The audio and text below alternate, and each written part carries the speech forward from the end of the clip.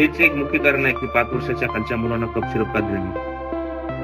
मध्य प्रदेशमध्ये जवळपास 8 ते 10 मुलांचा मृत्यू झालेला आहे कफ सिरप घेतल्याने. त्याचे नाव आहे कोलगेट. FDA इन्व्हेस्टिगेशन केले, त्याच्यानंतर या कफ सिरप मध्ये काही घातक घटक आढळले, ज्यांचे नाव आहे डायथिलीन ग्लायकॉल. मोस्टली हे इंडस्ट्रियल सॉल्व्हंट म्हणून यूज करण्यात येतो. जेव्हा या घटनेनंतर मध्य प्रदेश असो, राजस्थान असो, पंजाब असो आणि महाराष्ट्राने सुद्धा सर्क्युलर काढले की या कफ सिरपच्या मार्केटिंगवरती आणि विकण्यावरती पूर्णपणे बंदी घातलेली. जर आपल्या घरी कोल्ड सिरप असेल तर ते फेकून द्या आणि मुलांना शक्यतो तर डॉक्टरच्या सल्ल्याविना कफ सिरप देणे टाळा.